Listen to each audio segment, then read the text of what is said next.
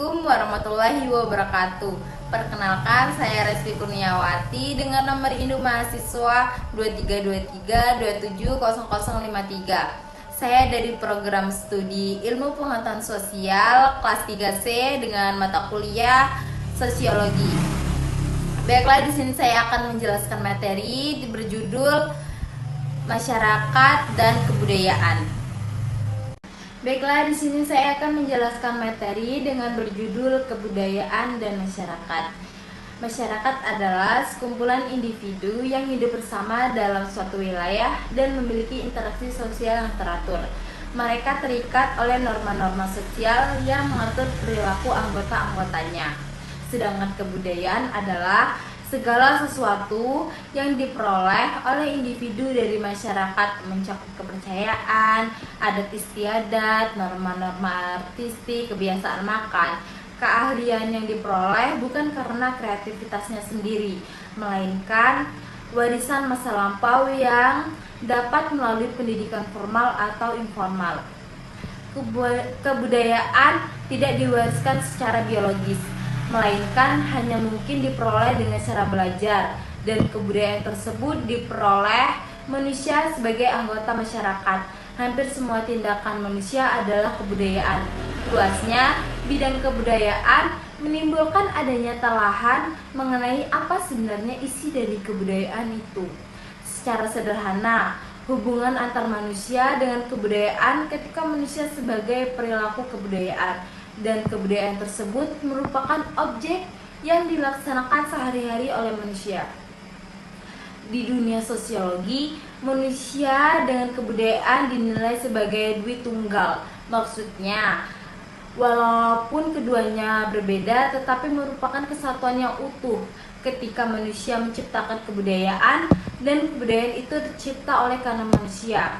Menurut saya, jika dilihat dari sisi lain, hubungan antar manusia dengan kebudayaan ini dapat dipandang serata dengan hubungan antara manusia dengan masyarakat yang dinyatakan sebagai dialektis.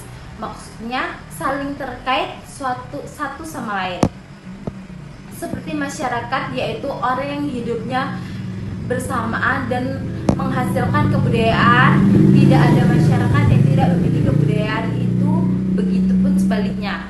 Tidak ada kebudayaan tanpa masyarakat. Contohnya, seperti masyarakat di desa, biasanya hanya meniru atau mengikuti budaya yang dilakukan masyarakat dari kota tanpa memikirkan sisi positif dan negatifnya. Mereka hanya berpikir bahwa budaya dari kota itu lebih maju dan harus dijadikan contoh. Nah, di sini ada beberapa fungsi kebudayaan, yaitu satu, sebagai pedoman sosial. Kebudayaan berfungsi sebagai panduan untuk interaksi antar individu dan kelompok dalam masyarakat. Yang kedua, yaitu sebagai ekspresi diri.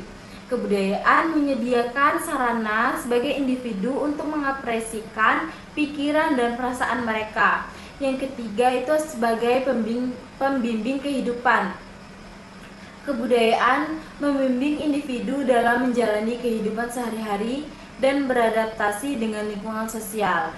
Yang keempat, itu ada identitas. Kebudayaan berperan sebagai identitas yang membedakan manusia dari makhluk lain, serta sebagai kontrol sosial. Ada juga wujud kebudayaan. Ada 3 wujud kebudayaan, yaitu satu, sebagai gagasan, wujud atau wujud ideal. Kebudayaan yang berbentuk kumpulan ide-ide, gagasan, nilai-nilai, norma-norma, peraturan, dan sebagainya yang sifatnya abstrak.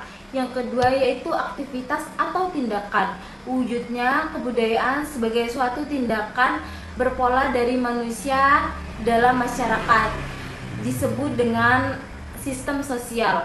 Yang ketiga, itu ada artefak atau karya.